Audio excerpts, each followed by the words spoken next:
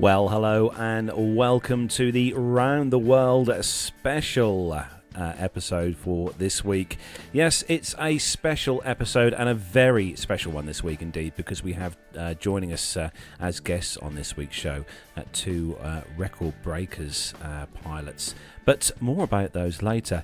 So joining me in the PTUK studios this week, I am back in the studio with Matt this week. And it's safe to say it's rather warm in here. And welcome, Matt Smith. Hello. Sorry, hello. Yes. Many buttons are being pressed all at once here. He's busy. He's literally... You've got 5 fingers on one hand, and Matt's using a good 3 or 4 of those to move sliders. And right, yes, indeed, all at once. Nev knows all about that. It's the dance of the faders, isn't it? The dance of the fade. Yeah, we should have one of the motorised ones. They look so cool when you see them on the TV. Right, okay. Well, we'll add that to the list of things we can't afford, shall we? Yes, okay, good. Oh, so just quick, how have you been this week? Yes, not too bad, thank you. Muddling on, as they say, muddling on. Grateful that we've had some half-decent weather for a change. We have. Yeah, I believe it's all about to come to a catastrophic end over the weekend. So yeah. There we are. We've had our fun. For all those people who like thunderstorms, I think we've got a few penned in for this weekend. So. Oh, Mr. Holly will be excited then. Yeah. So joining us as well this week across the lands in the stately mansion that is in Buckinghamshire. It is, of course, a rather warm as well, Neville Bounds. Yes, it is warm, isn't it? Gosh. And I've obviously caught the sun a bit by the looks of things, as I was up in the northwest of England this week, and I did a bit of aviation, in fact, but without leaving the ground. So I went to the Harden airfield, which is where the Airbus factory is, in Broughton, just across the Welsh border there. And as always, the most important thing is the food. So I went to the Chocks Away Cafe, which was absolutely superb. Can't recommend it highly enough. That was great. And then coming back down the M6, I popped in to see Captain L. I had a very nice lunch with him yesterday. So it's been aviation and food this week, I'm pleased to say. But yeah, great to be back on the show and looking forward to what is to come as well. Now, I, if you ever needed a testament as to how warm it is in Nev's studio currently, I think, Nev, this is the first time I've seen you without a shirt on this evening. I mean, yes, you are. He's got a shirt on. For the audio listeners of the show, he is wearing a T-shirt. I should stress. Yes, so we measured the temperature in here. I think it was the other day. It was like 29 degrees in the room or something like that. So yeah, a bit too warm for my liking. But, well, quite. No, we're all good now, and it's going to cool down a bit tomorrow, isn't it? So. That's what they say. Good to have you with us, as always, Nev. And joining us as well this week, back with us, it's good to have the team, assembled team, all back together again. And I'm going to say, hot and sunny, Charlotte, but welcome back, Armando. How are things over in your neck of the woods? Hey, guys, it's always happy to be on the show live.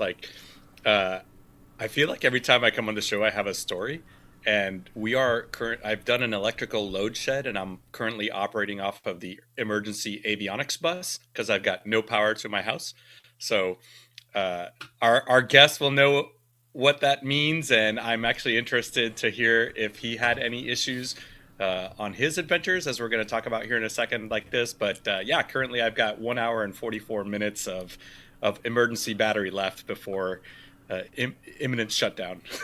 Oh, blimey. So we better not hang around then, is what you're politely telling us. Oh, it's all right. Like any good aviator, there's always a good backup plan. Right. Actually, I'm shocked, Armando. I thought a man of your caliber would have had some sort of huge kilowatt generator in the garage or something. Yeah, it's on my list of things to do. One of these days, I'll have a massive diesel generator, right? Yeah. So we can be completely off the grid. But off for the now, grid. Yeah. Yep. Yeah. I'm part of the Matrix for now. Lovely part of the electrical jokes. I love it. Keep them coming. Well, quite. Okay, so, good luck, everyone. Yeah. We're going to say a big welcome to everyone who's joined us in the YouTube chat room this evening. All the usual family members in there. I'm going to run through and have a look who's joined us tonight. We've got Richard Adams. Hello to you. Lee Davies. Lee Davies has been in the chat room since 3:30 this afternoon, so he's dedicated.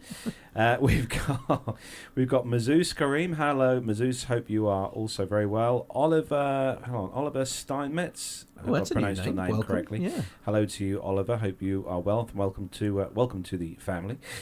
Jonathan Warner, our resident photographer of Aviation, is in there. Hello, Jonathan. I expect he's probably working now. Jonathan. I can say he's joining us for a little while before he's off to work, I think. So. And Masha, hello to you, Masha. Hope you're well. Hope the sun is shining across the way. The where water. Masha is. We'll say the water. The water.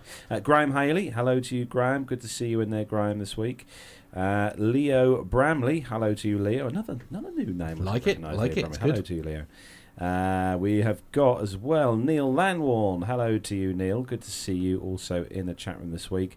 And also wielding his blue spanner of doom, it is Neville Bounds. Of course. Keeping an eye on things. Armando, I don't know if you do. You probably don't have access to the chat room there, but Graham Haley has made a suggestion regarding your diesel generator here. He's saying that diesel generator, Armando, surely you want a nice APU instead. I'm sure the neighbours won't mind that at all. That actually, Graham, that's a great idea. I'm sure I could go out to the airport, and there are some aircraft that are in storage, so maybe I could, pull one of those off, and maybe a couple 100 gallons of jet fuel too. Right. Nobody will notice. Keep it ticking over. Yes, right. Yeah. So don't forget, if you are listening to our glorious voices via the audio podcast, and you fancy actually seeing what we all look like. Don't do it. Stay where you are. It's much more comfortable. You can look for us over on YouTube. Just search Plain Talking UK. Don't forget as well, when you're on our YouTube page, to click on that subscribe button and also hit the bell icon next door to be notified when we are recording the live show like we are right now. And you can join us in the chat room, plus all the family as well, which is always a good thing as well. Absolutely. So, as I said at the top of the show, we have got a guest with us this week. And our first guest this week is a young 18-year-old from Ibstone in the UK. He's the youngest person to circumnavigate by aircraft solo.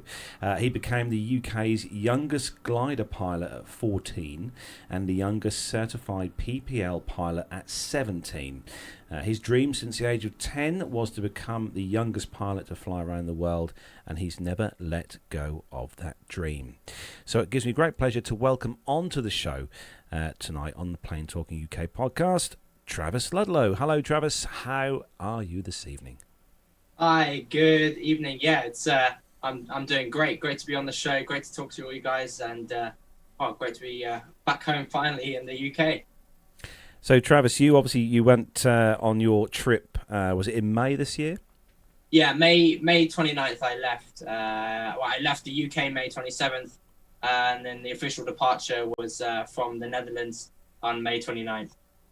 So, Travis, let's go back to where things started, I suppose, with you then, with flying, and obviously with the glider. You went gliding first, and the gliding kind of side of things first. So, at what age did you start gliding? Yeah, so I started gliding when I was 12. My godmother actually got me a trial gliding flight, and I got hooked onto aviation then. I mean, I've always been interested in aviation, but that's what got me hooked into actually flying. And I continued my training. I actually eventually went solo in a glider on my 14th birthday, and that taught me the basic, stick and rudder skills of that would be super useful in my training powered aircraft in the future. So just quickly on the gliding side of things, what would you say? Because obviously we talk to pilots and stuff on the show. A lot of pilots, GA pilots who fly fixed wing, motorized aircraft with an engine. But we do have a lot of listeners who are glider pilots and enjoy gliding. What is it about gliding that appeals to you? Why did you kind of want to go there first? Well, I think it's so peaceful up there. There's no engine to worry about. And when I was doing it, actually, you didn't have to worry really about the radio. And so you just take off and you just fly pretty much. You keep a good lookout, make sure the aircraft, the string is in the middle of the canopy, and just flying the aircraft. It was absolutely amazing fun, and all we can hear is a wind noise. I think it's just the peacefulness and the freedom of being up there, and technically, if the weather's perfect, a glider could fly forever. So it's pretty incredible what they can do. So it's just amazing. I mean, I must admit that's one of the things that surprised me the most about it. I mean, I've never had that experience on that, but we've seen a few at like air shows and things like that where they've been doing like demonstrations. I mean, and some of the routines that the glider, the glider pilots that are doing demonstrations and stuff. The thing that always blows my mind is literally what you're saying is that's that silence, isn't it? All you can hear is that sort of like whoo of the whoosh. Even now thinking about it, it almost gives me goosebumps. That noise. Yeah, it's quite a strange feeling at first, and you to hear it all. It's just you're normally on airliners, and it's just you can hear the jet engines, but this is just whoosh, yeah. And you change your speed slightly, it goes. When you go a bit faster, it's really huge differences in the noise, all just on how fast you're going. So very very surreal at first. Just a very very random question here. I mean, obviously, because when you're taking off, of course, you're under tow, aren't you? From what sort of aircraft have you been towed under usually, sort of getting airborne? Yes, I mean it's a lot of different aircraft. Piper PA-28s with just more powerful engine and prop, or you get crop dusters as well. Yeah, you got a crop duster with a big prop at the front, and pretty much anything that has a powerful enough engine can tow a glider. So, but I mean, there's not just that method to tow a glider. You can tow a glider with cars off a mountain, or really? Yeah, exactly. Yeah, that sounds terrifying. That sounds absolutely terrifying. Is that a noise that presumably you can hear the aircraft engine, can you, while you're sort of in that bit of taking off and then going up into the air? Are you aware of the noise of the Piper in this particular example? Yeah, you can hear it. So you know that they're about to take off, so you're ready to go, and you can hear it for like the first as you're accelerating down the runway, but eventually the wind noise it becomes loud enough that you can't actually hear the aircraft in front. But it's strange to hear that at first. I got one last question on the gliding before we move on. It's something that's been on my mind for a while when it comes to gliding. When you initially obviously get airborne and you've taken off from whatever airfield you've taken off from, do you go to another airfield, or how can you gauge how long you'll be able to stay airborne as to know where you're going to land back at, whether you'll land back at the field you took off from or somewhere different? Well, when I actually did my license, because you have to be 17 to hold a glider license, and not just a private pilot's license. So you can fly solo at 14, but you can't actually leave the airport you're flying from at 14. So I wasn't actually taught about flying to other airports after I went solo. So all I could do was fly solo around the airport. So, but it's about you essentially look at the runway off of your wing, and you have to think, okay, the runway's 3/4 of the way down the wing, and so at this point you turn for this, and then you've got a bit of a headwind, so we have to turn a bit earlier for the final. And so that's really how it's all done. It's just line of sight all the time, pretty much. So in your time, sort of like gliding and stuff, what's the longest flight that you'd managed to do on a glider?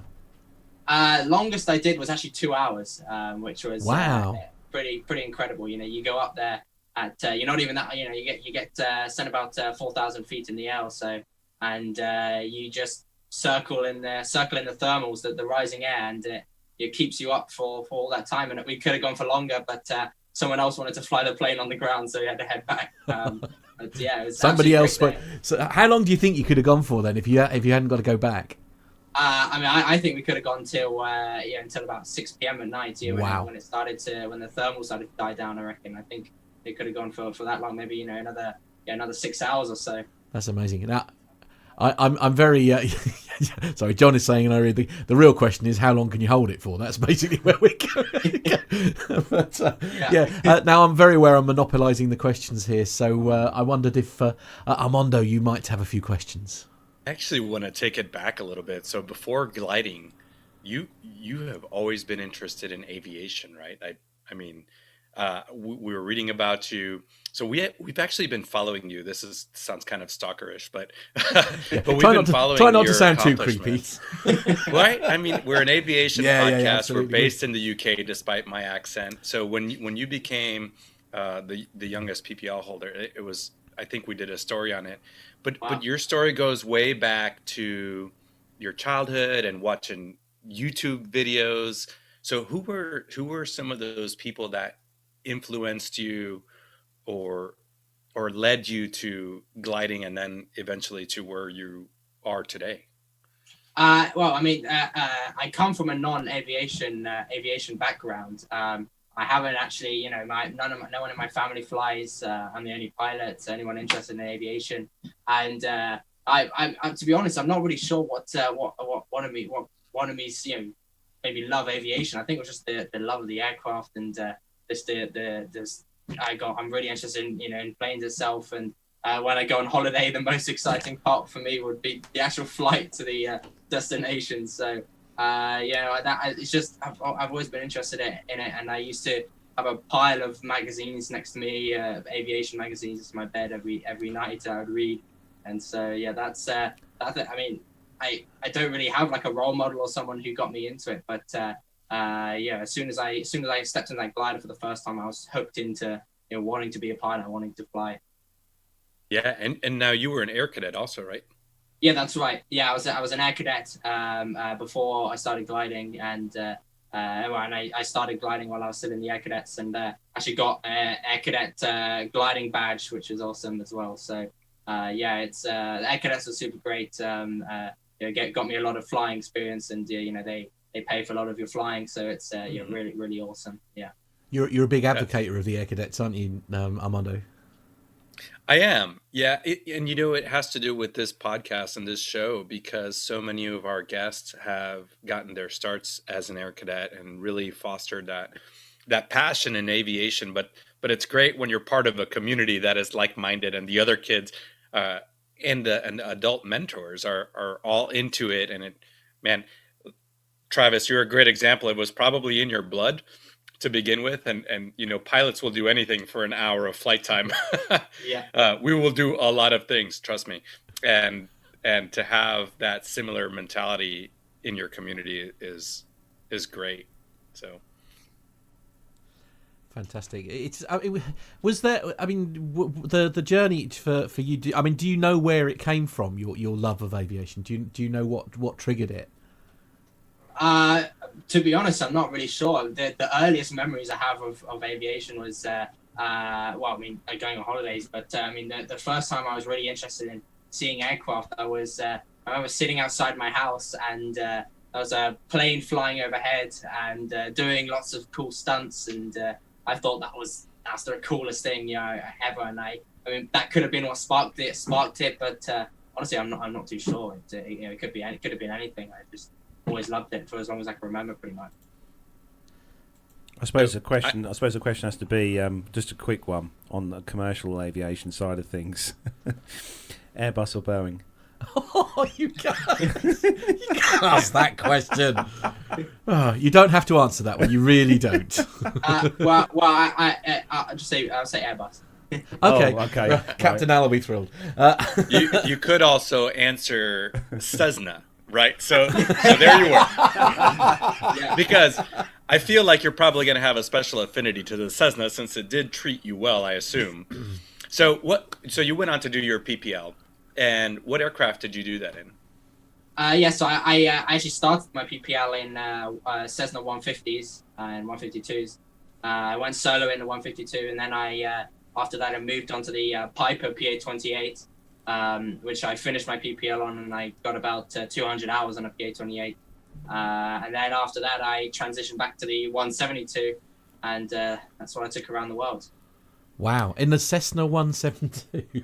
Four seats, talk to us about that decision. So how did, out of all the airplanes in the world that you had access to, how did you decide, because it was Nick, your father, that was really kind of came up with this idea, right? Yeah. And how did you end up deciding the 172 is the airplane that's going to take me around the world? Well, there were a few things I had to think about. I had to think about the reliability of the aircraft. Cessnas are very reliable. I mean, they've been flying for 80 years, maybe 70 years or something. 172s, and so they're really great aircraft. And You get parts everywhere. It could be in the middle of nowhere, and they still get parts of a Cessna 172, or if not, easy to ship over. And as well as that, have had quite a strange requirement for the aircraft. I needed it to run on jet fuel or diesel, and so 172s and 5B28s are certified for a engine swap for a Continental diesel or jet fuel engine, and it's you swap it out, you chuck this engine in, and it's actually a Mercedes A-class engine, automotive engine, which they buy the engines off the factory, then they slap a turbocharger on them, and they make them ready for aviation, and then they put a propeller on the end, put them in the engine, and put them in the aircraft. And the reason I wanted this engine was I'm only burning about 15 liters an hour of fuel, or 4 gallons an hour, and so I'm insane efficiency, and I can go about 1,000 miles on one full tank, absolutely amazing. And that's really the reason I chose the Cessna, was because it could take this engine and have the great reliability. That's incredible. That is incredible. And is that decision purely for because it was the availability of that fuel? I suppose because that has to be your decision. It's all very well being at flight, but you've got to be able to top it up when you need to. I mean, there must have been some serious planning involved there. Yeah, so that was one of the factors was jet fuel needed to be it's not required, but having jet fuel is a lot easier. You can get that everywhere in the world, because airliners, they run on jet fuel. You can get that everywhere. So that was one of the factors. But I mean, the main reason was the why it needed to be jet fuel was just the efficiency of it compared to an avgas engine or petrol engine. It's burning almost half the amount of fuel it burns gave me the range, 1,000-mile range, which was needed for the for these long flights. And in comparison, without the jet fuel, it would have been about half the range of with the avgas engine. So really incredible. And you were able to finish the trip in about 44 days is what I saw. 44 days exactly. Yeah, so it would have taken you significantly longer relying on avgas, huh? Yes, and if I had avgas as well, I'd also need a ferry tank in the back as well, which is really complicated, and more things that could have gone wrong. The diesel engine is a lot easier to operate as well, so it's controlled by a FADEC. It stands for Full Authority Digital Engine Control. So a computer basically manages the engine, manages how much fuel goes in, how much air goes in, the propeller pitch. So the engine's always running at its maximum efficiency, and you have one lever which controls all of that. So no issues to run it at all. It's super easy. I was just thinking from a personal point of view, Travis. I mean, the PPL is only the first part, obviously, to learning about flying. And new pilots often say they always learn something about their flying each time they go. But it's a heck of a leap between taking a PPL and doing a round the world trip. So what's the process of going from that to the round the world trip, and how did you gain the confidence that you could do that? Yeah, so pretty much as soon as I got my private pilot's license, not after the passport process. I mean, as soon as I on my 17th birthday, I went to the Civil Aviation Authority's offices and picked up my license directly from them. The next day, I flew on a airliner to Phoenix, Arizona, where I did actually started my instrument rating training with AeroGuard flight training in Phoenix. So pretty much as soon as I got my license, I was already off to get an instrument rating. So that's where it all started, getting experience for it. And after that, after getting my instrument rating, I did a lot of flying, flying around, practicing approaches and building hours. And what people don't think about, they think about, that's instrument rating, night rating, and private pilot's license. That's it. But no, I did a lot of I didn't have to, but I did a lot of ditching and water survival courses. So if God forbid the engine failed, or I only have one engine, so if that happens, I have to be landing in the sea at any moment. So I know how to do it, how to use the life raft, how to get out of the plane onto the life raft, how to use all the equipment, the PLBs and all that sort of stuff. So making sure that I was as safe as possible on the entire trip. That was a lot more of the training that went into it as well. And mountain flying was also very important. So a huge amount of training, not just the PPL. And I think a lot of people say, and I agree, that the private pilot's license is just a license to learn, really, and that's I agree a lot with that. Oh, definitely, yeah. I think the other thing is that when you're doing these sorts of things, the flying bit, as long as the weather's sensible, is reasonably straightforward. But as always in aviation, it's all about the planning, isn't it? So, how did you decide on the route that you were going to take, and how did you plan that? And what would have been a sort of a typical day for you during the endurance? Yeah, so there was a lot of planning that went into the route. I started planning the route pretty much straight away, and as soon as I started thinking about this trip, and a lot of it was weather-related stuff. So staying clear of the Far East due to the monsoon season was coming in, and political things as well. I had to remain clear of. So I was planning to fly from the Netherlands to Warsaw, and then directly from Warsaw to Moscow. But like a couple of weeks before that, we had the incident with the Belarus Ryanair flight that was intercepted. Oh, yeah. So I had to, instead I routed north, had to stopped in a half military base in Russia, and so the route was changing pretty much all the time. Coming up before the flight, planning the flight through Russia. The reason I chose Russia was allow me to cross the Pacific without doing really, really long flights over over the Pacific Ocean. 2 15-hour legs, from Asia to Hawaii, then from Hawaii to the mainland US. Those are super dangerous flights for a single-engine aircraft, or any aircraft really. So that's the reason I chose to go through Russia. And as well as that North Atlantic as well, going over Greenland and Iceland, again making sure I was as far off of as little flights over the ocean as possible. But other than that, flights in the US, I could do what I wanted. I could wake up in the morning and decide to go somewhere if I wanted to. A lot of times, mid-flight, I decided to just land somewhere. I just told the ATC, I was like, I'm going to land here instead. And so, that's the thing about the US, isn't it? I mean, it's civil aircraft space, and if the military need a playground or something, then it's allocated to them. But the rest of the world, and especially Europe, is basically military, and the civil guys have to sort of weave their way in between. That's what it seems from my point of view, anyway. Yeah, that's right. Yeah, and the US system is absolutely amazing. But they have all the space to allow them to do it, which we don't have as much here. But the ability that I could just take off somewhere, I don't have to tell anyone. I could just land there without even telling the airport that I'm coming. It's strange. Here we have you have to get prior permission to land, and which is stupid. It's an airport. If you're not allowed to land there, no, put a NOTAM or something like that. So it's strange. But flying in the US was absolutely amazing. What was the bit for you, as you mentioned there about the flying and stuff? I mean, were there any particular events, if you like, where you thought, my goodness, how am I going to solve that?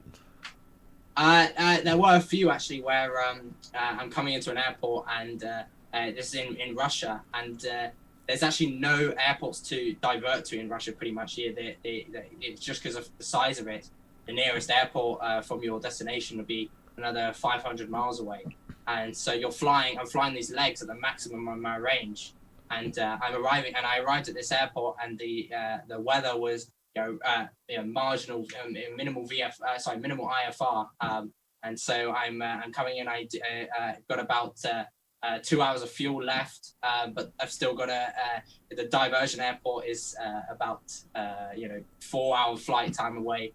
So I'm coming in, doing the approach, keep going, missed a few times. Luckily, just about came in, but that was definitely a few times when I was thinking, I'm not going to be able to land in time because the weather's too bad at this airport. And then what do? I don't have enough fuel to go anywhere else. But luckily the weather opened up just slightly for the flight, and it was great. Yeah. On the subject of the legs that you were doing, Travis, obviously the lengths of each particular segment you've done of the whole journey, you're up there on your own. Obviously, you're flying. What did you? Obviously, you've got to pay attention to what's going on around you and your instruments and there with the temperatures and pressures, etc., and stuff like that. But did you? I mean, I suppose the question is, did you have music on, podcasts, or is there to sort of keep you motivated as such? Yeah, so I had music. I connected my phone, the Spotify, which is really great. I also had satellite phones actually built into the aircraft, Iridium satellite phones. So I had 100% global coverage, and I was able to call anyone wherever I was in the world, through my headset as well. So it, when air traffic control spoke, it would automatically cut out. So it was really, really great system, and it really helped pass the time being able to speak to my friends and family and my girlfriend while I'm up there, and that was awesome. It also really helped over the North Atlantic as well. You have a requirement to use a HF radio for the long flights over the Atlantic, and then you're allowed to use a satellite phone as the backup. And so what I had on board was I had a HF radio. And I turned it on. I had a few issues with it, and I could hear, but they couldn't hear me on all the frequencies. So use a satellite phone. I called the air traffic control, use a satellite phone, and it worked absolutely fine just using a satellite phone. So that helped a lot, and it was really great to do that. So I mean, I've got a couple of questions here now. I mean, I don't know a lot about aviation, so I apologise that I'm going to probably ask questions that most people think are a bit daft. But so my thing here, because I mean, you were in a Cessna 172 doing frankly a ridiculous challenge. I mean, well done on doing it, but absolutely bonkers. There was such an amazing achievement, but I mean, presumably this wasn't a standard Cessna 172, so there must have been some adaptations that were made to the aircraft and things like that. So talk me through a couple of things really. The adaptations that were done to the aircraft, so how your aircraft essentially differed to the Cessna 172 that even Carlos has had a go in here. I mean, presumably that wasn't a cheap process. So, I mean, talk me through like getting the sponsorship and that kind of thing. Yeah, so the aircraft was hugely different to a normal Cessna 172. So the aircraft was built in 2001. It's 2001 Cessna 172R model, and because originally it would have steam gauges, so just the standard dials and no GPS, nothing like that. And then had Garmin. They sponsored and retrofitted the entire panel. They put two screens in front of a GPS navigator on board, and really, really great autopilot as well. I absolutely loved that autopilot. That was a really good lifesaver for the trip. And so really made the aircraft a lot more modern. Pretty much like a brand new Cessna 172 with that equipment on board.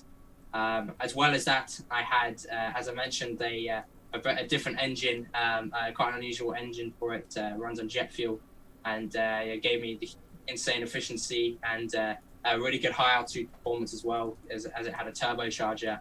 In cars, turbocharger increases the power and the speed of the power comes into the engine and stuff like that. But in aircraft, the turbocharger actually allows the aircraft to fly higher, as it condenses the thinner air up there, and it allows more air to go into the engine at higher altitude. So it allowed me to fly over high altitude, which was really, really important, flying over the Rocky Mountains and flying over the mountains in Europe as well. It was great. And other than that, really just had a nice paint scheme as well. Had the British flag on the back, and sponsors all over. So but very strange aircraft compared to normal 172s. Nev, you've got a very important question. Yes, it was very strange. A few weeks ago, I'm sitting down to dinner, minding my own business, and an email comes in from your dad, basically saying, "Nev, do you think you could arrange for Travis to land in Gibraltar?" I'm going, well, I go there on my holidays quite a bit, and I've interviewed the general manager of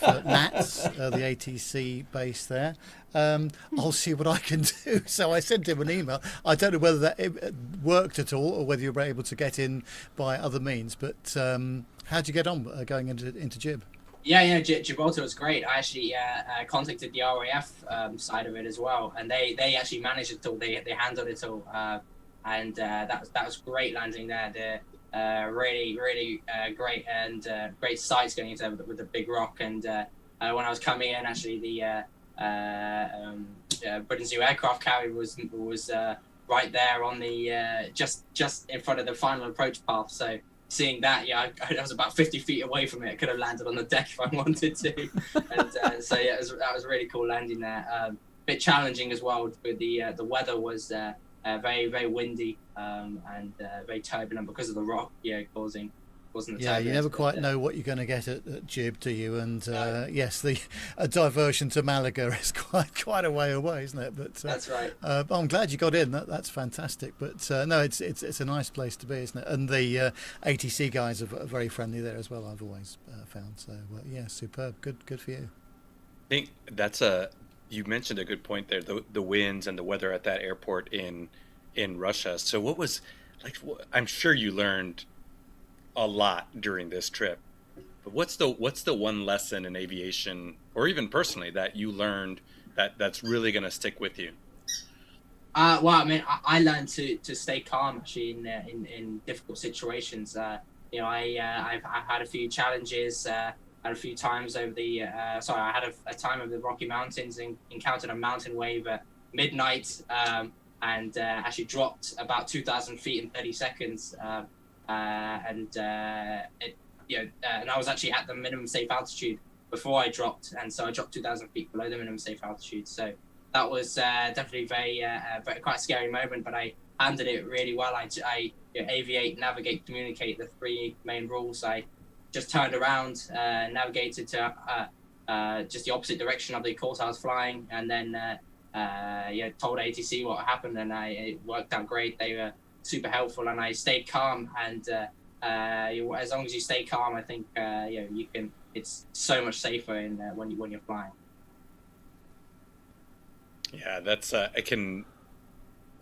haven't done much international flying other than the UK, but the Rockies can be incredibly precarious if you're not used to those kinds of weather patterns there, and it certainly is interesting to fly. Now, was that the highest terrain that you went over in the Cessna, or were there some other areas?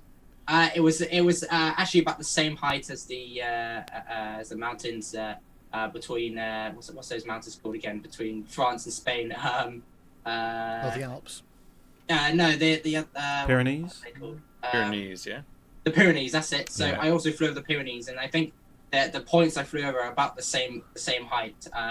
But yeah, that was the those are the two highest. They're pretty much just like the same highest altitudes I flew at. But luckily, I didn't encounter a mountain wave flying over the Pyrenees. And also, I think that's another lesson I learned as well, is not flying over big mountains at midnight. Yeah. Now, these are great lessons. Did you have a mentor? Did you have anybody that sat down with you beforehand and said, "Hey, look out for these things. These things, despite me telling you, are still going to surprise you"? Did you take on the planning yourself with your family, or did you have some outside help in doing this? Yeah, so I had a lot of help. A lot of advice was given to me from past Earth rounders. Speaking to Michael Smith, who flew around the world actually in a flying boat, and that was awesome. Speak to many pilots. James Ketchell flew around in a gyrocopter, gave me lots of good advice flying through Russia, lots of great advice. So it was given to me, warning me about weather in these places, air traffic control, the bureaucracy you'd have to deal with, all sorts of stuff. And it was they had a key part in the planning and preparation into it as well. And so that's really how it played out. And I'm really thankful for their advice. I've got a question, if I may, Travis. you obviously had a very tight margin. I mean, with all your planning to beat the record, obviously you were having to hit targets all the time and ideally beat them, I guess. So, I mean, how did you keep yourself from pushing too far in terms of personal limits, especially when you knew you got such a tight deadline to stick to? Well, I mean, I'm quite a cautious person. I think I don't like to push the limits at all. As I say that I flew over the Rocky Mountains at night, but I'm cautious. I'm always looking at the weather. I'm always thinking if it's a slightly bad, then I'm like, okay, you know what, I'm not going to try it. I forgot to say that the flight over the Rocky Mountains was absolutely clear day, VFR, no issues at all. No issues with the weather. Sorry, and so that's the reason I flew on that day. But I make sure that the personal limits are no more than 10 hours of flying in a day. That's what I did. And if I did fly 10 hours in a day, then I'd have a day's break the next day. If the weather was March, if the weather was IFR conditions at the airport I was landing at on the META, and the TAF was saying it was going to get stay the same and get worse, then I wouldn't fly there. And also, if there were any issues along the way, even if I could route around it, I wouldn't have gone any either. So that's what I did. That's sort of my minimums, I guess, I made for myself for this planning. Yeah. So the when you actually got home, I mean, how much had you beaten the record by the time you made it back home? So I had beaten the record by just 13 days. Just 13 days. That's insane. That's a huge number. Well, but my original plan was to beat the record by just over a year, actually. The plan was for me to fly around the world last year, beat the record at the age of 17 instead of 18. Oh, and absolutely smashed. Oh, how rubbish! Yeah. Oh, yeah. no. So I had to. That's the reason I beat it by 13. I calculated last year after deciding not to fly around the world because of the pandemic that I could still beat the record and have a 2 weeks margin, which is pretty much exactly what I calculated. Yeah. After having the delays along the flight, so yeah, it worked out fine. Well, and I suppose that advantage there, isn't it, as you said, because you got some days in hand, if you like, you were able to be your normal self, if you like, being cautious, not taking any unnecessary risks and things like that. That's right, yeah. I had staying cautious. I had the weather on my side. In Russia was great. There was actually before I entered Russia, there was a line of thunderstorms on the east side of Russia where I was coming in from. I flew east around the world, and so on the west side of Russia there was thunderstorms, and they just blew eastwards. I just followed them with tailwinds all the way along through Russia, and it just left clear weather behind it. So it was just VFR all the way through Russia. Absolutely amazing. So that really, that took me a third of the way around the world in a week. I crossed Russia in a week in a Cessna 172. So it was incredible doing that, and that was a huge help. Great kickstart for the trip, and made it great. So that's essentially how I did it. Yeah. Going back to the aircraft that you done the trip in, the 172, Travis. I mean, I done most of my training in the 150, and I had logged about 3 or 4 hours in the 172. An hour's lesson, I was, you got out of the aircraft at the end of an hour's lesson, and you got out. It was, the comfort levels were not massively high, especially in the 150.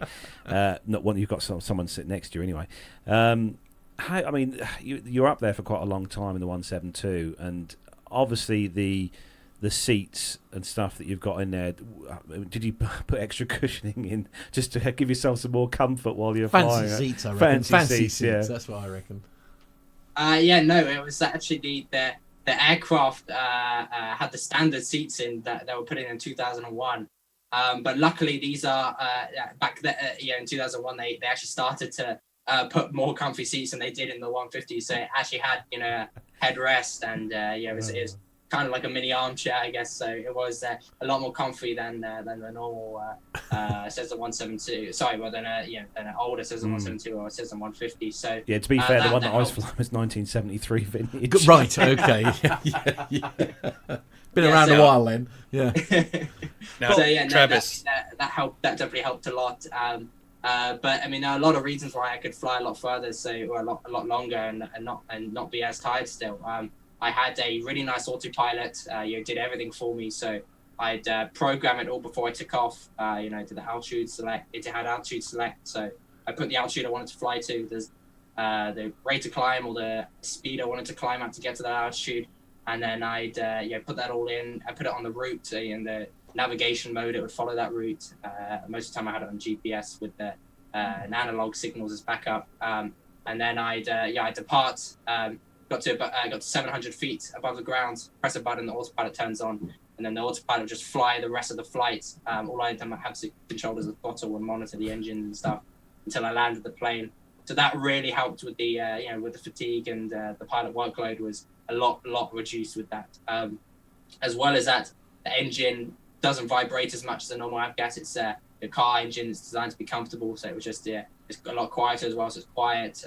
Doesn't vibrate, so it helped a lot. And with the autopilot as well, I could move my seat back and have a lot more space and legroom and stuff. So yeah, absolutely. I mean, Travis, this is obviously an incredible personal accomplishment, but you also worked with both sponsors and charities too, to help throughout your flight. But can you tell us a little bit about those relationships and I guess importantly your sponsors, because it wouldn't have happened without them, but also the charities. I'm interested in hearing about them and what kind of visibility you brought to them.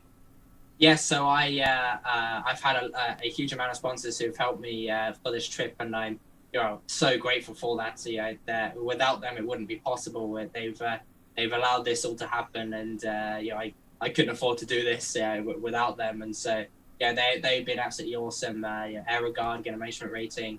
Garmin as well, getting all the equipment on board there. Bennett King has been great as well, and huge thank to many other sponsors. Iridium as well was awesome. So but most importantly, I mean, Hangar One has been absolutely incredible.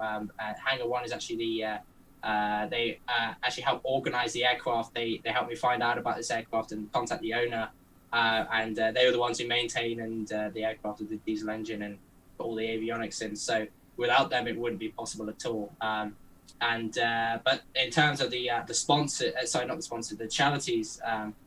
So I'm hoping to still raise some more money. I'm not exactly sure how much I've raised yet for UNICEF.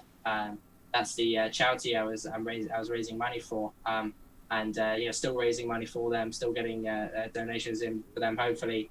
And the reason I'm actually supporting them was my dad used to be a war correspondent or cameraman for war correspondents and stuff like that, and he would go and film in war zones, in disaster zones as well, place where there's unrest and all that sort of stuff. And my dad saw the work that UNICEF did, and the things they did there in all these places and how they help people. So that's the reason I decided to choose UNICEF to support, and really great doing that.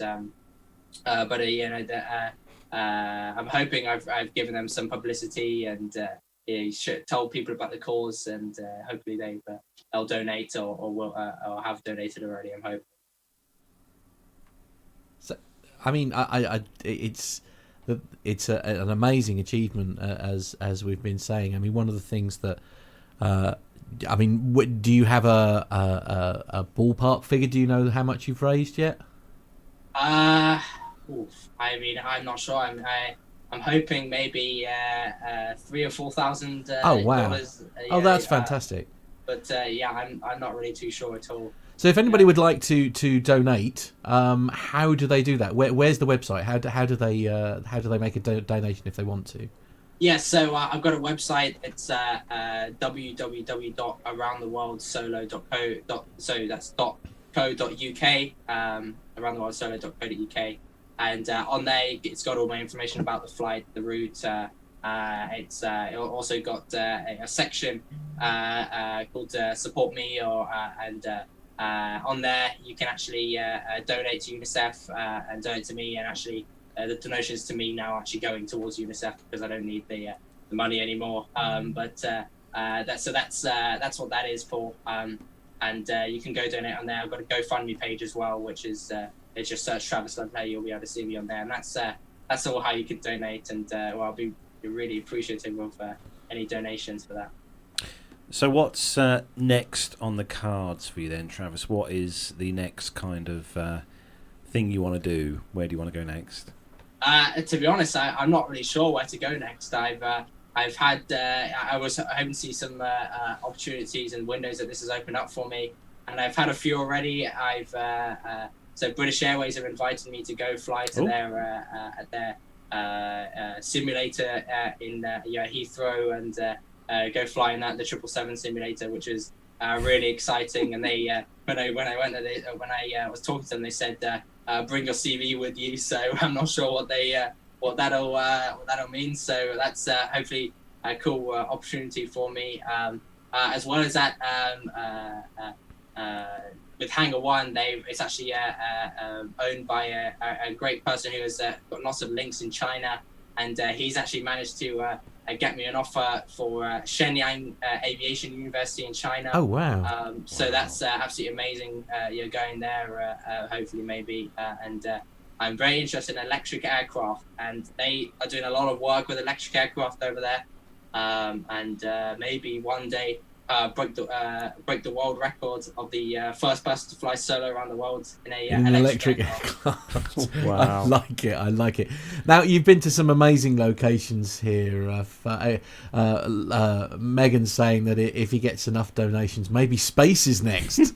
Yes. Who knows? Who knows? That could be. We'll look out for that one. Yeah, absolutely. Now, I mean, you've been to some amazing locations, no doubt, during this round the world trip, and I've just got to ask I want to ask two very quick questions before we ask. Nev's got the last question before we ask the big question, which we always do, which will be interesting, because I think this is the youngest person we've had on, so this will be out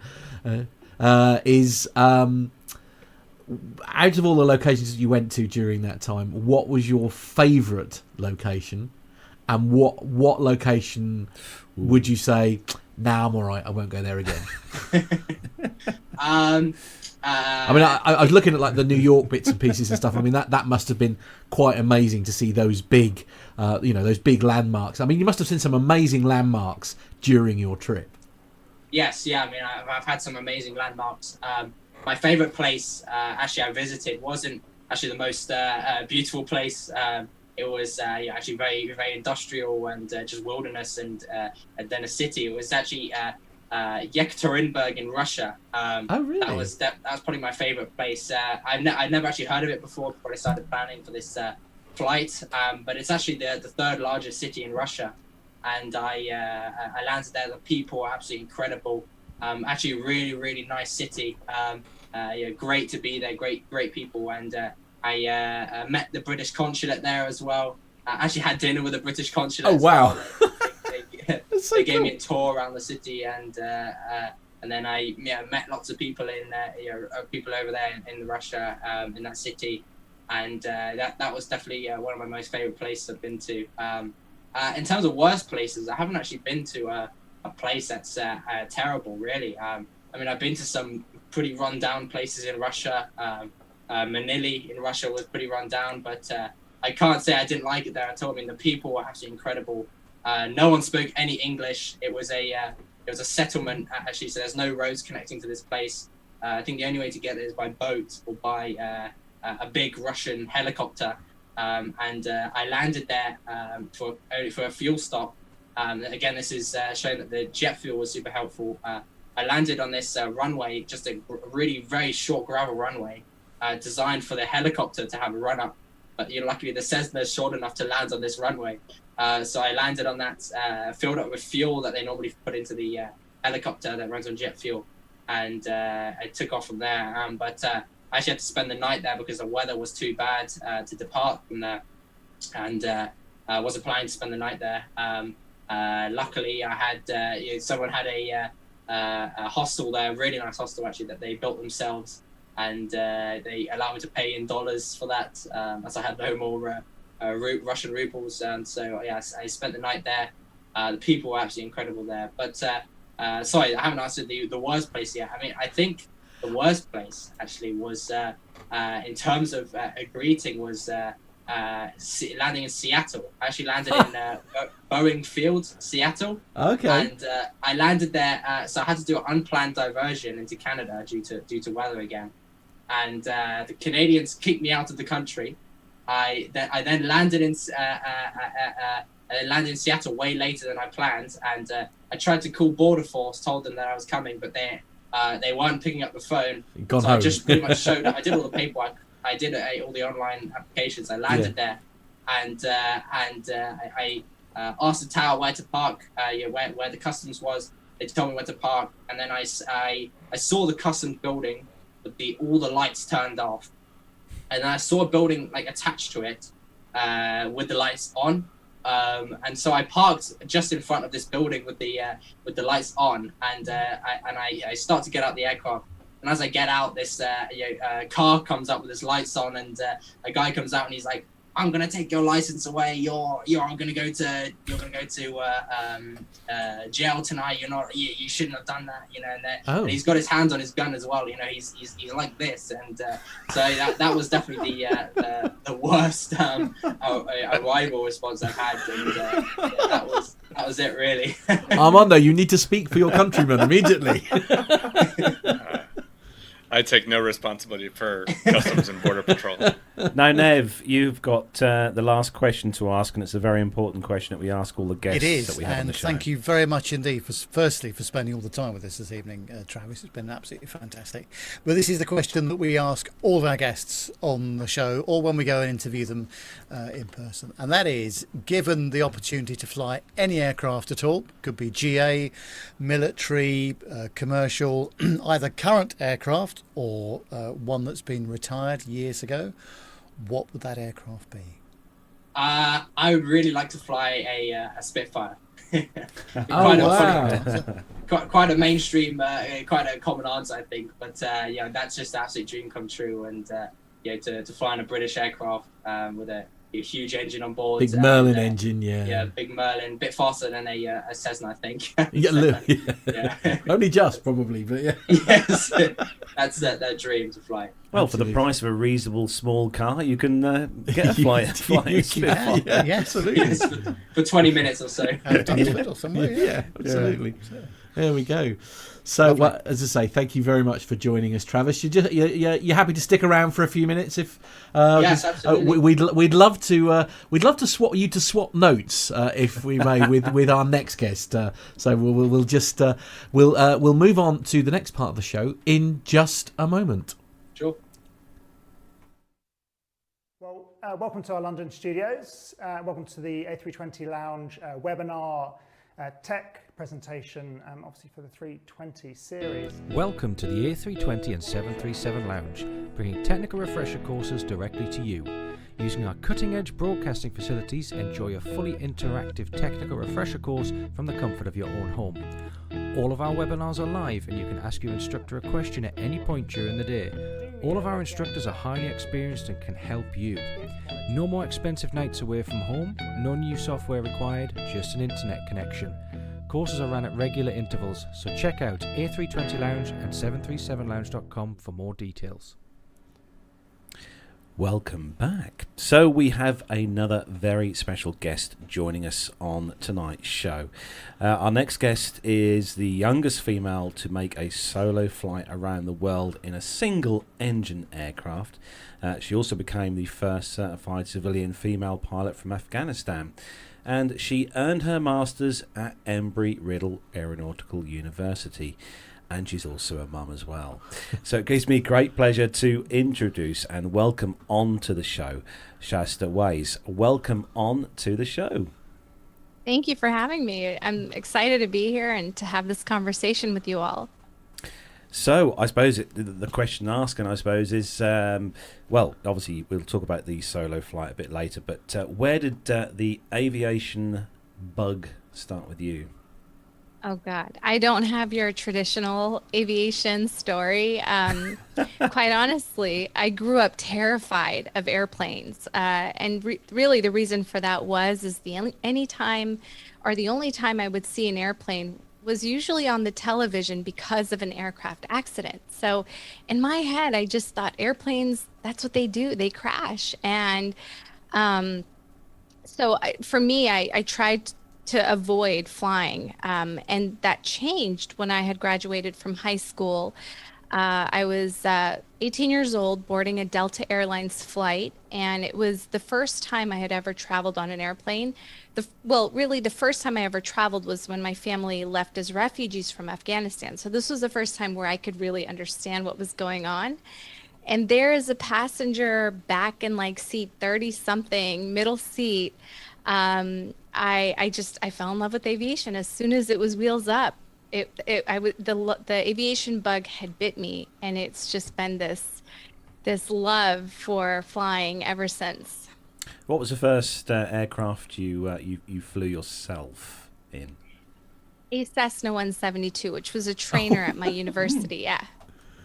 So you hit the 172s before the 150s. Oh, you went the other way around. I know. Yeah, Shaesta, while we have you on, actually, and we have Travis on. Now, Travis flew a 172, a Jet A powered with a diesel engine 172 around the world. Now, you flew around the world in what kind of airplane? A Beechcraft Bonanza A36, BE36. Okay, so Travis was telling us about choosing a Jet A powered airplane. I'm taking advantage of having both of you guys here so you guys can compare notes. Yeah, no. Of course. So he said one of the challenges was finding avgas, and you flew in a Bonanza that is an avgas powered airplane. Right. Would you have done that different nowadays or looking back? As I was looking into an airplane to fly around the world, I heard a lot from past Earth rounders. If you can avoid avgas or going into a country where they're kind of telling you that they're going to have avgas, avoid it. And they were very keen on telling me to skip Egypt if I could, because apparently there was, in the past, people who've flown into Egypt, they were promised avgas, but it was never there once they showed up. So I had a lot of hesitation going into it, but I was very fortunate because ICAO, the International Civil Aviation Organization, they were a big sponsor of the global flight. And I had met a lot of the diplomats from the countries that I was flying into. And I just remember going into their offices and saying, hey, so about avgas, it's going to be there, right? And they're like, yeah, of course. Don't worry about that. So having those conversations with the government ahead of time really ensured that I would find avgas along my stop. But yes, I've heard stories about people, being stuck, and I can't even imagine. So go ahead, Matt. No, you first. Well, I was going to talk a little bit. So you had prior Earth Rounders talk to you, and Travis was talking to us about how he relied on their experience also. Right. So perhaps who are some of the people that helped you? And Travis, feel free to jump in. And this is all so foreign to us that we don't even know what questions to ask. Yeah. Well, I have some questions for Travis, but to answer your question, Barrington Irving, who's a pilot from Jamaica, he set the world record back, I think, in 2007. He was 21 at the time, where he set the world record being the youngest person to fly around the world. And he was a great mentor of mine. I mean, we had spent so much time in the course of like 4 to 5 years. And it wasn't just the flying around the world part. It was also the impact with kids and building a platform and a nonprofit. I mean, all of that took so much time. So he really mentored me a lot. But I remember just as I was departing, I spoke with Matt Guthmiller, who set the world record a couple years ago, also with Ryan and Lockie, I think is how you pronounce his name, from Australia. And it was great. I mean, it was great to just hear from them what they went through. But I want to just point out one thing. I wish I had the privilege of speaking to a woman who had flown around the world, because I think that would have been a different conversation. And I've noticed with men, they can kind of get away with flying around the world without this platform. And, but for me, it was so hard when I first approached people in the industry that I wanted to do this. It was like, oh, that's really cute. Or like, good luck. Or even like, why don't you do the right thing and take a man with you? So it was very tough in that sense. Whereas as I see, men wanting to do this, they're not as challenged. So it would have been nice to have some kind of something to how to navigate through that. But once, people really understood what I was doing with the nonprofit work, that's when they started to embrace it and believe in me and invest in it. So, yeah. I'm going to actually follow up on that. So Yeah. you mentioned that there was some challenges in the planning part of it and how people Yes. perhaps didn't take you so serious. But what about on the trip itself? And we'll get to, oh man, we have so many questions, but we'll get to that. So did you find that as a challenge during the trip as you were landing in some of these other countries? Did you find some cultural differences where they didn't take you seriously, or just challenges of being a woman? It was very interesting because they would see me flying into the airport, and they meaning, the people from the country, predominantly men. I don't want to single them out. And, they would have all this respect and, but as soon as I'd walk away from the plane, it was different. It was like, now I'm a person. And I was advised, not to do things that like taking a car or walking down to the street to the local market at a very common place where it's not that dangerous. Like I'm okay to fly a plane by myself around the world, but I'm not okay. It's too dangerous. A girl shouldn't do this, to go across the street to the grocery store. I just thought that was so bizarre. But yeah, I mean, I could tell if I was near the airplane, I would have a different reaction versus when I'm somewhere away from an airplane to kind of symbolize what I do. The reactions would be different, and most times people would be like, wait, what are you doing? Who are you? It was just really strange for them. So now you mentioned you had some questions for Travis, actually. Far I wondered if I away. could Yeah. trouble you to sort of ask them while we still Sure. have him. Yeah, well, congratulations, Travis. I'm so proud of you. You're so accomplished at such a young age, and I kind of know what you went through, and I give you props. The one thing that in the Earth Rounder community, when we've always gotten together, we've always asked each other, "Would you do it again?" And I'm just curious to know what your answer is. Yeah, thank you so much. Sorry about that, my Wi-Fi failed. But Oh, no. yeah, I mean, thank you so much. I think I definitely would do it again. I actually like to do it again in a electric aircraft, maybe break the world Yeah. record of the first flight around the world in an electric aircraft. So that's Wow. definitely something I'd like to do. Yeah. Oh, very good. My answer to that was no. No. Like, unless if it's a jet or an airplane that, no, no way. There's no need. But good for you. Really, that's great. Yeah, I definitely want to do it in quite probably a few years in the future. I want to have a good break. Yeah, of a course. good time to forget the difficulties of the trip. Very good. Indeed. Travis, I mean, would you love to be like do what Armando does basically and sort of fly commercial jet? Would you love to be a pilot? For real? Yes, absolutely. I definitely want to. I continue to work in aviation, and definitely want a career in that, work professionally in that. So yeah, that's definitely something I'm very interested in doing. I'm just not sure where I'm going to do that, where I'm going to do that with, or who yet. So, I mean, would you have any advice about how Travis could go about that in terms of what? Obviously, being so young, I mean, 18. I mean, Actually, it's ridiculous. The isn't question it? the question you're asking, Matt, Yes, I think go on. for both you guys is for the youngsters who might be listening to the show, or for all the young people who are maybe wanting to start to do something in aviation. What would be that one piece of advice that you would both give a young kind of either a school leaver somebody or someone who's still at school? Who's maybe watched this or has been following both of your journeys. What's over the the one years. piece of advice that you would both give a young person? Ladies first. Okay, sure. For me, it was definitely a confidence issue because I hadn't grown up around aviation and I came into it very late. So my advice, whether you've aviation's been a part of your life or not, is to get involved. And I mean that in the sense of, there's so much virtual opportunities now. If you can go to a conference or go to your local airport, introduce yourself. I mean, we've all been there where we've been at an event for the very first time as aviators. Whether it doesn't matter where you fall in aviation, everyone has had that moment where they've gone to an event with no experience and all this passion. So we get it.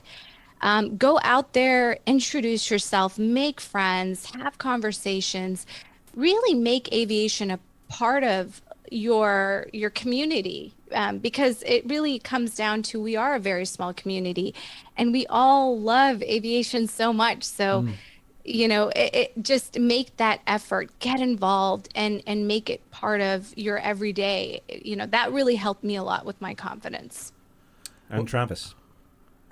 So what I'd say is, and especially to the younger generation and especially as well aspiring pilots, is to continue to just keep aiming for your goals and your dreams, and no matter what happens, no matter what events happen in your life that may put you down, no matter what anyone may say, just keep pushing towards your goals, and eventually you can achieve these dreams. I had so many times especially in the UK, I had a lot of people who thought that I was essentially going to kill myself by doing this. People actually told me that directly, and I feel like that's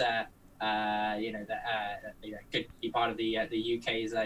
We like to, we're quite old-fashioned pilots here, so it's definitely something quite strange for a lot of these pilots. So, but no matter what happens, just don't let anybody put you down. Just keep pushing, keep aiming, and you'll achieve your goals. Actually, ShuttlePod1 has got a good question actually in the chat room. And I think we touched on it with you earlier, Travis. But Shaesta, what with your flights that you done, with your long flight that you done, what was on your mind during the long legs of your flight, especially when over water? Don't quit, don't quit, don't quit. It was just like that one engine, and you're just like, God, please just keep going. And I flew a bit of a different route than Travis did. I actually went down past the equator, the intertropical conversion zone, down to Australia, then flew up a series of South Pacific islands up to Hawaii. And so, if I wasn't worrying about the weather, because I didn't have any weather radar on board, I was just terrified. Like, I knew if I had an engine failure, nobody was going to come and get me. Like, this was literally in the middle of nowhere. Like, there were no other aircraft flying, even close to my altitudes. I'm sure the airliners were up there, but it was just like, please don't quit. Like, let's get to our destination. That was what was running through my mind. Actually, what were the flight plan and apps that you? Because obviously a lot of the pilots in the UK and the US have their sort of flight planning apps that we used. And we've spoken about it on previous shows. There's Sky Demon, which is used heavily in the UK here, and I think what's the one in the US, Armando, you use? 4Flight. 4Flight, the that's most common it. one here. Yeah. What was your go-to flight planning app that you had, if you used one? Yeah, I did. So I had the Garmin Pilot app, and I have to say it just blew my mind away. And I'm kind of aging myself. This was 4 years ago, so I'm sure the technology has really grown now, but it was incredible. And Garmin was a sponsor as well as Jeppesen. So I had the Jeppesen plates within my Garmin app. And gosh, that was just such a big lifesaver. It was amazing. And Travis, same for you. Was Sky Demon for you, or was it a different 4Flight or something? So I actually used 4Flight, and again, that's just absolutely incredible going and using that. I used it to file like 95% of my flight plans. I could do it all through 4 flights, and yeah, absolutely incredible. I also had the Jeppesen plates at every airport I was at, so made it's all standardized no matter where you're going, and super helpful flying through Russia where it's all in meters. They had all the conversion. Yeah, of course, yeah. From meters to feet. So yeah, they were super helpful with that, and 4 flight was just absolute lifesaver to have. I bet. Actually, Shaesta, we spoke with Travis earlier about what he done on the longer legs, to keep your motivation up, I should say, when you're flying. And Lara Megan Carrion in the chat room says ask a good question about how did you stay calm. I mean, did you listen to music or podcasts, or what did you do on those long stretches? Yeah, so I had the A20 Bose headset, and that allowed me to listen to music. But it was like this outer body experience. Like when that engine would turn on, I was somebody else. Like I didn't feel like, I never felt tired when I was flying. I'm sure I was exhausted, but the whole time it was like this zone that I had to get into. I couldn't let myself feel human. So, but the one thing that kept me going was definitely music and snacks. Like I was such a big snacker. Whenever like part of my preparation, like I had a checklist, was get snacks. And that was such a big deal. Like before I would go on and fly to my next destination, I was like, where is the closest gas station, grocery store? Like I cannot fly if I'm not eating. So, and I was worried. I'm like, God, I hope I don't choke, as I'm like stuffing my face with potato chips. But music and food helped a lot. But, to be honest with you, I never really felt like, gosh, this is a 14.5-hour flight. Like, it just was like, I have a mission here. I need to get to my destination. And once I get there, I could feel as human as I want to feel. But right now, I got to fly. Guys, Shaesta, this is awesome. So I'm going to give you the follow-up question first, which is, what is the snack of choice for these long legs? This is going to be for both of you. Yeah.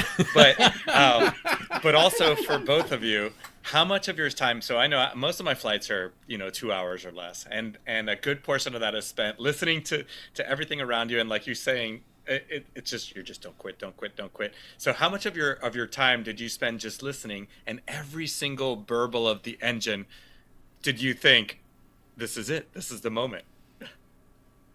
Oh, God. I don't know what Travis's experiences were, but yeah, I was really one with the airplane. Like I could tell with just closing my eyes that we were climbing at this airspeed. Like I was so in tune with it.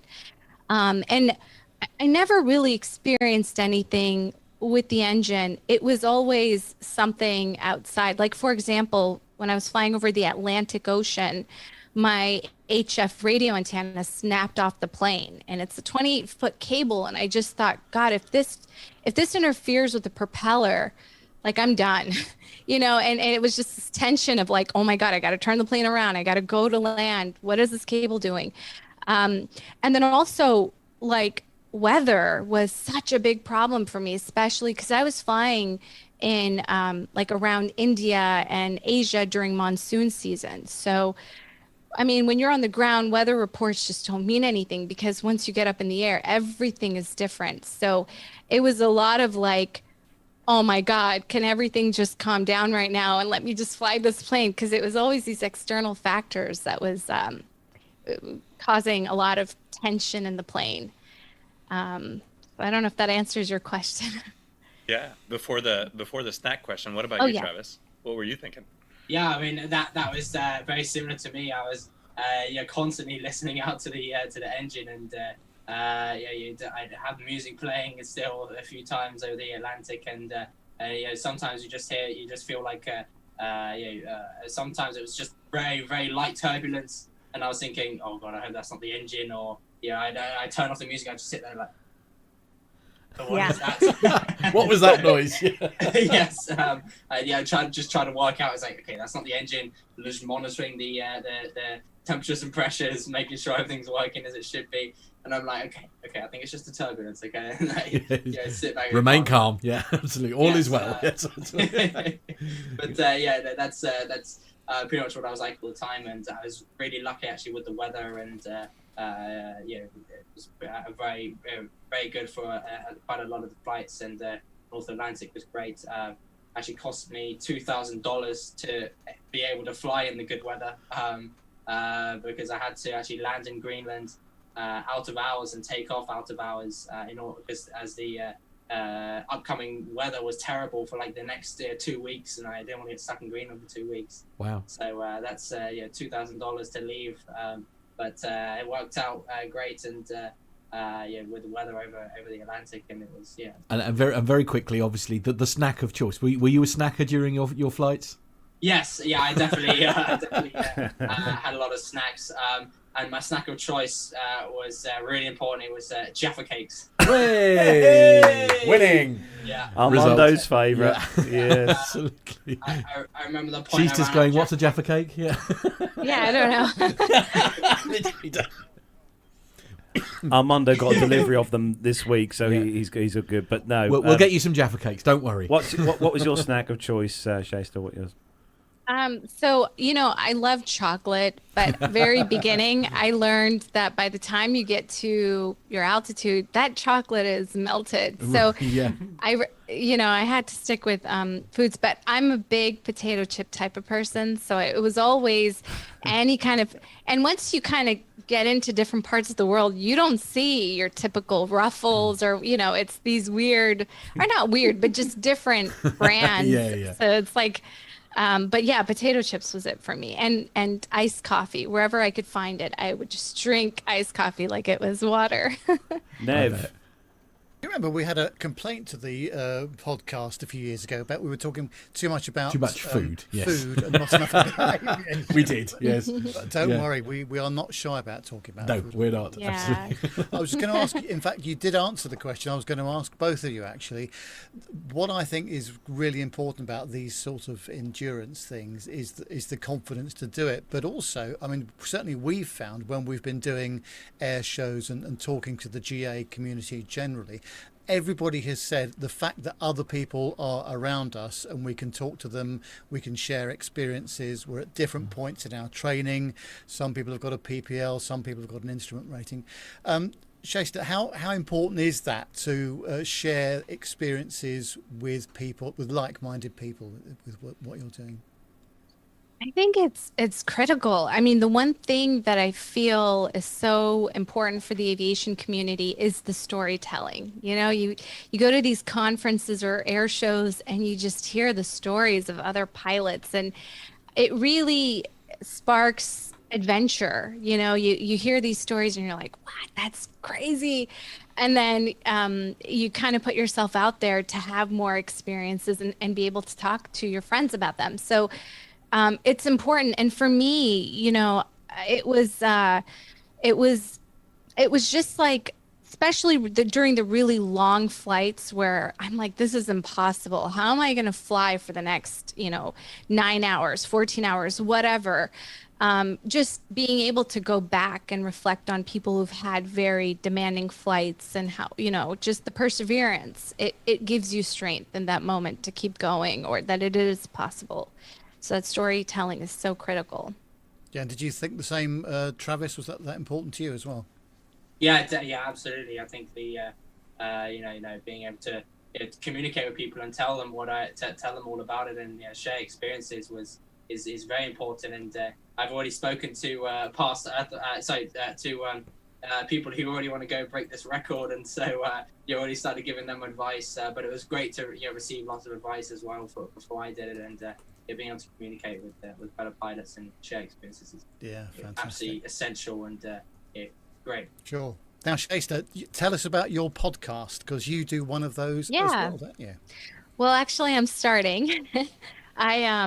Tomorrow, the announcement will be official on social media, but I'm coming out with a podcast called Aviate with Shaesta. And Aviate actually stands for something. So it's acknowledging the past and current pioneers in aviation, vocalizing our thoughts, our ideas, our experiences, acting on the things that we're very passionate about, inclusion, travel, and evolving as a human being. And for me, I had this experience where my trip took 145 days, almost half a year. So I had met so many people, especially women, as I was going around the world. And I realized that there was a big gap. There are a lot of girls who have interest in aviation, but kind of what's stopping them from taking that leap is a lot of gray area. Like, what happens when you become a mom? How can you manage motherhood and having a career in aviation and everything else that comes with life? Or how do you build self-advocacy to go to your boss, where if you're not a part of a union, and ask for a raise to do the same job as men are doing?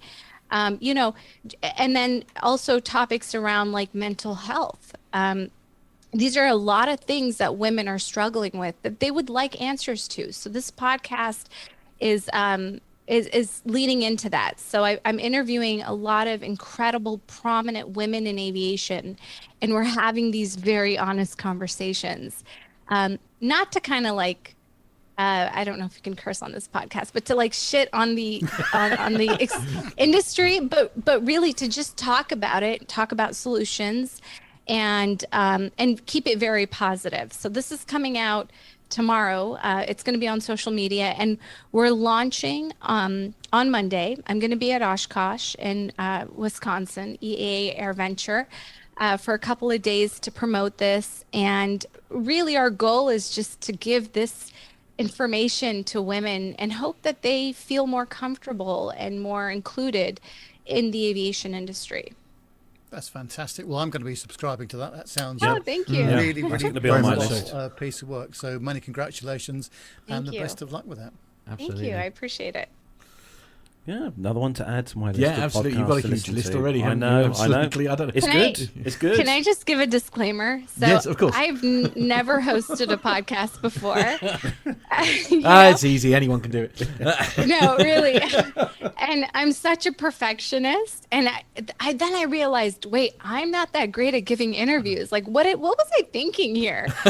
So the first recording is not going to be the greatest, I'm a little nervous because I'm like, oh my gosh, my trailer sounds so much better than my first episode. But bear with me, people. Like, I'm finding my way through each conversation. And so it won't be the best, right off the bat, but we're building towards that. So. Well, the good news is Tony S is saying in the chat room there that we need a good aviation podcast. The current ones are awful. So Thank you, Tony. there we go. That's an endorsement if ever I heard one. One of the things that I've learned since I've been co-hosting, and these guys have been gracious enough to have me on their show the last couple of years, is that the aviation community is small, and the podcast community is even smaller. And you would be surprised. Initially coming into this, I thought there was going to be a lot more competition, and there really isn't. Everyone hangs out together. Events like Oshkosh and Sun and Fun, we all meet up. We all have some adult beverages together. We talk about our years ahead, and it's everybody has found their own viewpoint. Every show has found its own viewpoint on aviation, and there's only so many things to talk about, but having each show approach it from a different standpoint and offer a different worldview. I mean, having Travis on is great because he's so young, right? And he's talking about ForeFlight and going around the world with an Iridium sat phone instead of an HF radio. I grew up with HF radios also. And that information sharing, that experience sharing is so important. And I think you're going to be incredibly successful. I think you're going to do so well because the community will support you, and I think you're going to be incredibly. So both of you are because Travis, I'm telling you, you have a bright future in aviation, and just hearing from your plans, we all stay in touch, and I believe that we can all help each other, like you're saying, Shaesta, and it's just such a cool thing to be part of. And I'm going on 30 years part of the aviation community, and I'm still young on it. You're talking about the storytelling part of this, those other podcasts and hosts and people that you meet at not just Oshkosh, but your local airport, whether you're at Seething in Norfolk or you're sitting there in Little Rock, Arkansas, at some little airport. There's an old timer there in the corner that's willing to share their experience. Yeah. And Shaesta, I know you're one of the people that you look up to is Jerry Mock. What an amazing. We don't have time on this podcast to talk about her, but go look her up. Yeah. What about, talk about a groundbreaking achievement. And I can see Travis is shaking his head. So, go look her up and let's get the word, all of us together, everybody, all 6 of us on the show right now. Let's get the word out. And that's what we're doing. So yeah, I love having you guys on the show and figuring out how we're going to tackle the world together. Yeah, absolutely. Yeah. Ain't that the truth? So as I know we've only got you for a short time, Shaesta, but we've obviously got a special question that we always like to ask our guests on the show. We asked Travis earlier, and Nev, you've got that special question lined up. Yes, ready. it's the question for you, Shaesta, and that is, given the opportunity to fly any aircraft, whether it's GA, commercial, military, current aircraft, or one that's been retired, what would that be? Oh God, I'm such a fan of fighter jets. So anything with an F in front of it, sign me up. I love fighter jets, and if I could, I wish I could have went the military route. It's too late now because my age. But yeah, any F-35, whatever, I will take it happily. Excellent. Yeah, no, I love Well, it. anything with an F in front of it is good as far as Armando goes. Yeah, absolutely. Yeah, the rest of us are not quite so sure, mainly because we don't understand it. That's half of it, and that's why we have an Armando. Yeah, well, I mean, look, guys, it's been so much fun having both of you on. It's been a real privilege. It's we're going to pause there for a brief moment while we just work out a couple of logistics. Unfortunately, I have to jump out. Sorry, John. I hope that's okay. Yeah. Yeah, no, that's fine. Okay, Okay. well, we'll just do a very quick wrap up. We've Wrap got up, a video that we can play, so we'll just do a final wrap up, and then we'll let both of you lovely people go. I think because you've both been very generous with your time, and I really appreciate it. So thank you. Wrap We'll up. just do a quick. Yeah. Let me just switch to Carlos then, and we'll do a quick wrap up, and then we'll go into a video. And it's talk. Do you know what it's about? The video is. So it's Armando did an interview with Sandra and Barry. Yes. Yeah, yes, so yes, yes. all It's good. the Baz Yeah. Flyer around the world. Yeah, it's the Baz Flyer because again with the around the world theme. So it's Well, I'll just hand over Armando. Yeah, just hand over to Armando. So- that's the other solution. Hang on, just give me 2 seconds because I need to get some bits lined up so that I can do it smoothly. Because I'm not very good at this live thing. We've only been doing this for about 7 8 years. Yeah. Okay, ready. Ready whenever you are, Carlos. So, massive thanks to both our guests for coming on the show tonight, Shaesta and Travis. Thank you for taking up the time on this Friday evening or Friday afternoon to come on the show. We appreciate it very much, and I'm sure the listeners are going to love listening back to this as well on the show. So, have a fantastic future, both of you guys. All the best of luck to you both, and clear skies. Oh yeah, social media before we go. Shaesta, your social media links just for all the benefit of all the listeners. So you can find me, Shaesta.Waiz on Instagram, Twitter, Facebook, and the website Aviate with Shaesta will be live on Monday. And you can actually go on to wherever you listen to your podcast and listen to the trailer of Aviate with Shaesta. So the podcast, again, the name is Aviate with Shaesta. There's a 2-minute trailer on wherever you listen to your podcast. And then tomorrow we're going to be coming out with a couple of announcements. And Travis, same question to you. So if people would like to continue to follow your journey, just give everyone a quick reminder of how they do that. Yeah, so you can follow me on Instagram. I'm Travis Ludlow _around the world. You can also follow me on Facebook as well. It's Travis Ludlow, and got a Facebook page as well. It's Around the World Solo. And as well as that, you got a YouTube channel, Travis Ludlow _Around the World Solo.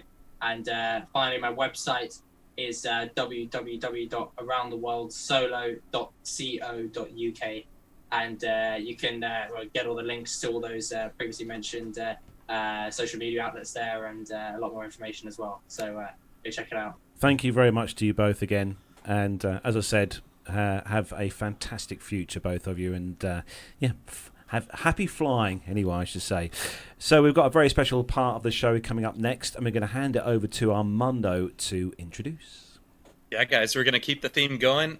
This is an interview that we did a couple years ago at Oshkosh, which, by the way, starts next week, as Shaesta was talking about. And this is Barry and Sandra Payne, who flew their Baz Flyer around the world. It was a Piper Comanche. So, Matt, if you're ready, hit it. All right. So, team, I'm here with Miss Sandra Payne and Barry Payne, who are flying a Comanche all the way across the world. First of all, welcome to the show. Thanks, Armando. Thank you. So you're flying across the world. How did you get this idea? Well, it was, we've run out of long-range flying to do in the South Pacific area, and we thought, what's next? And Sandra said, well, we should fly around the world. And I said, well, why not? Let's go do it. Now, she was telling me you guys have flown this Comanche over some pretty open expanses of water, haven't you? Just in the past 10 years. We have, and we live in New Zealand, and anywhere you want to go seriously outside New Zealand, you've got a lot of water to fly over to get to the next bit of land or country. So, we're quite used to flying over water, and in fact, I bought the Comanche so that we could do just that with ease. And, So what was it about the I've flown the Comanche, and I know I fell in love with it as soon as I started flying it. But what was it about the Comanche that you were looking for that you said that's the right airplane to do this? Well, it wasn't my choice to begin with. I was looking for an aeroplane that we could do just what we're doing now with, comfortably. And a good friend of mine said, well, you need a Comanche. And I said, no, I don't, thinking they were too old. But when I looked at the performance specs, he was right. And this Comanche it's a light aeroplane. We can carry the fuel load and ourselves and some very light baggage and survival equipment, and take off at gross weight. Now, Miss Sandra, you're also a pilot, correct? That is correct, yes. So how do you manage the workload or the planning going across the ocean and such an endeavor? Barry and I fly as a crew, and we decided we'd look at what our strengths and weaknesses were. And so he does all the takeoffs and landing and twiddling with the autopilot. I manage the systems and the fuel and the human factors, making sure our oxygen levels are at the right level, hydration, all the things that I call housework on the flight. And together, I think we fly as a pretty nice team. Yeah. Well, that's the perfect marriage too, isn't it? A very good one, actually. Yeah, so we've been married 50 years. Congratulations. I've been flying 50 years, and we've got 50 flights around the world. And so 50 years at Oshkosh as well. Yeah, so the stars have aligned this year to do this, right? Yeah, certainly have. Now, what kind of planning, we were talking a little bit about weather planning, just in what time of year do you go, but what kind of planning considerations does it take to go across the world? Well, obviously, fuel is the big criteria. Avgas is not as available as it used to be many years ago. So our routing is primarily around where the fuel's available. And then, of course, where it's... In many cases, we just want to go to those places and have a look. So that really set our planning. Now, you were saying that you've crossed the equator a couple of times now. We will do. We've crossed it once, and when we go back, we'll cross it again. And no major weather problems or challenges? When we came up through the intertropical conversion zone, we were expecting a little bit of turbulence and maybe not such a good flight, but we were blessed and we had a really nice smooth ride. The interesting thing is you could see the pattern ahead of you, and the clouds were quite open, so we were allowed to, just go around them and keep going. So it was a pretty nice flight. Now, what's the longest leg that you're doing that is over water, or the furthest from an airport that you will be? We've already done that. It was from from Guam to Kagoshima in Japan, and that was a 9-hour flight over water. And it really was over water. There wasn't a bird, a fish, a plane, or an island anywhere along the line. But it was a good flight, and we really enjoyed it. Have you made any special modifications to the airplane for this trip? No, really, it's the airplane as we use it every time we fly. It has, as a Comanche, it has an extra fuel tank in the back, but that's an STC fuel tank for the Comanche. So we've got 140 gallons, which gives us about 11 and a half hours. And so literally, and I maintain it, so I'm the engineer as well. So we literally pushed it out of the hangar, put our survival gear on board, and set out. That's great. And can you describe the route a little bit? So you've left New Zealand, and what's the overall plan? We left New Zealand on 28th of April, and we've allowed ourselves a 6-month window to do the trip.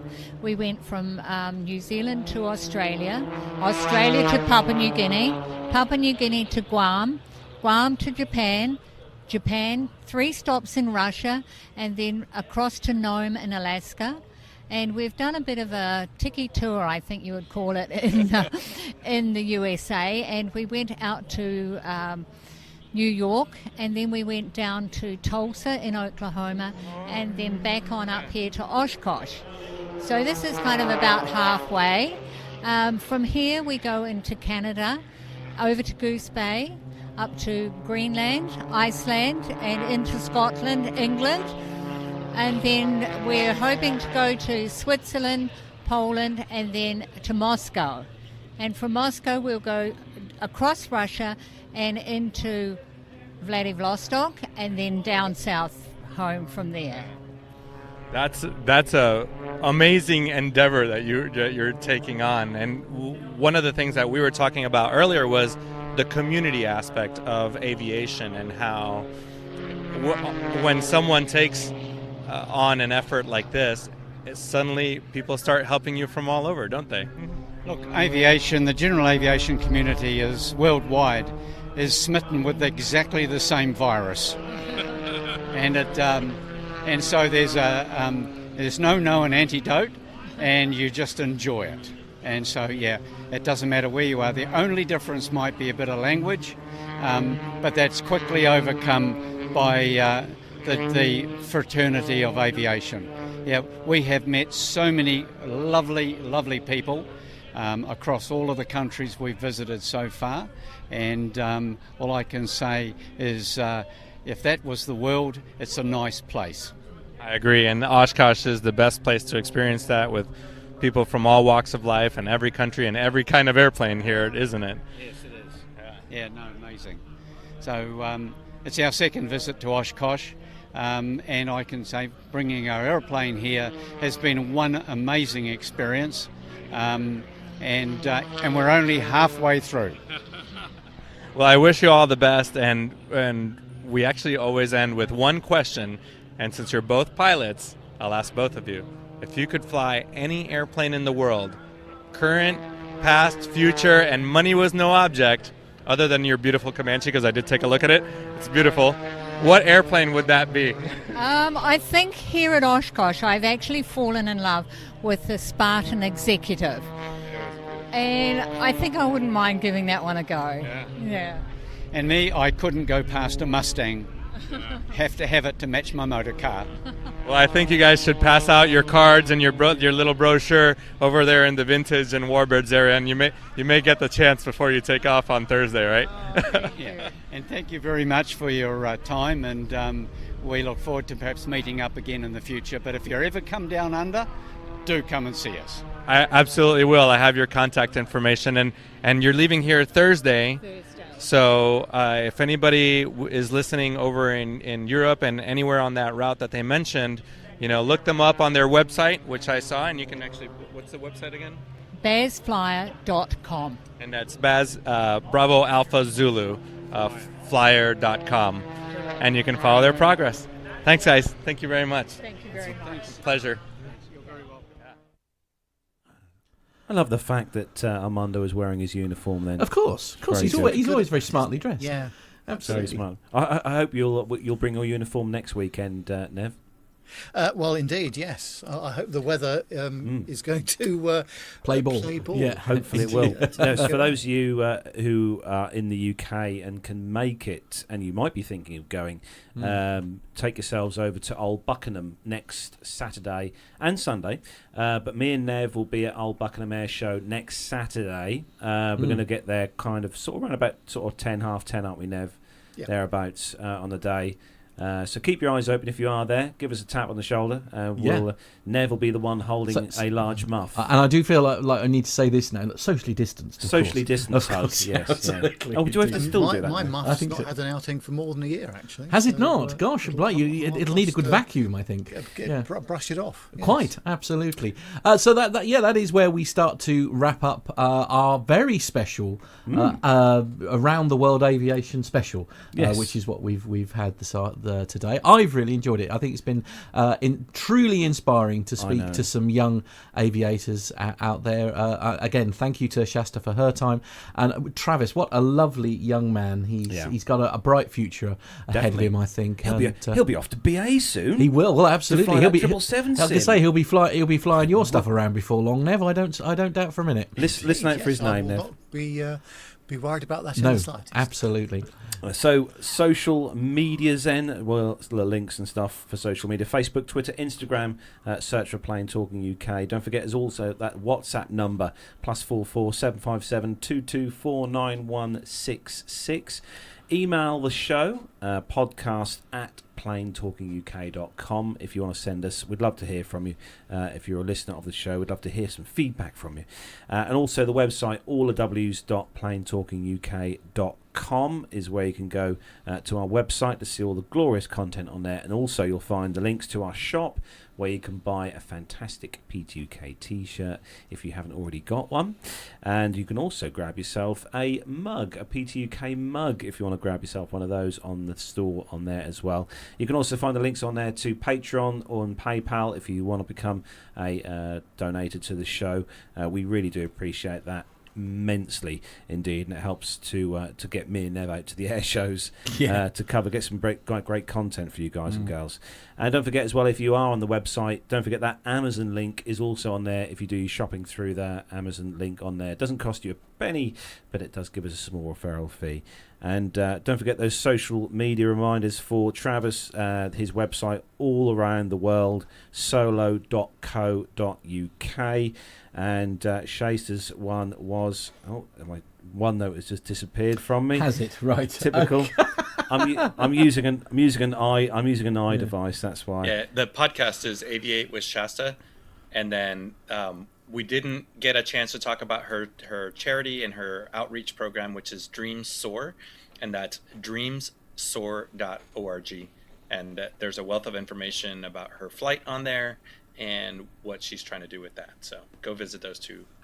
Sites. Make sure you check those out, and don't forget to add the podcast to your list as well, because I'm sure that'll be fantastic. Absolutely. So I hope you've all enjoyed our Round the World special show tonight. It's been fantastic. We've all, as hosts, thoroughly enjoyed it, and I'm sure you have as well, the listener. Make sure you stay tuned back to us next week, where we'll be having loads of good discussions again, I expect. Absolutely. But normal service will be resumed next week. Yep.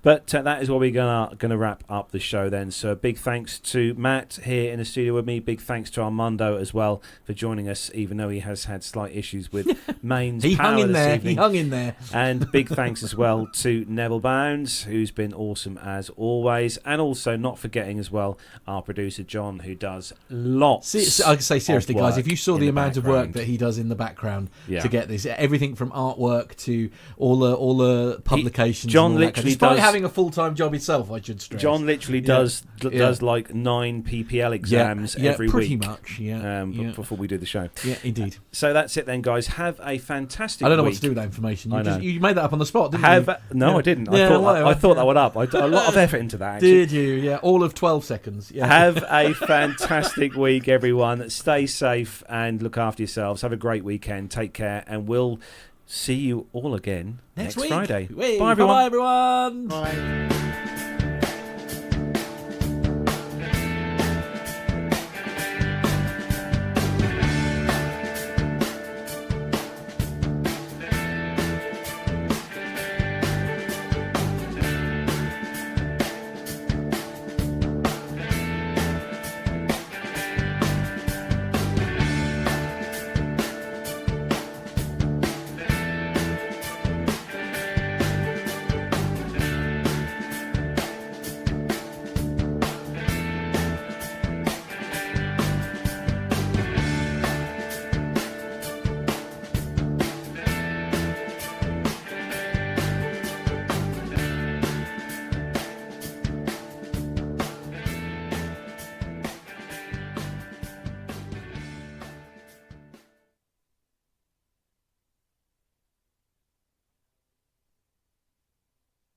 I do need to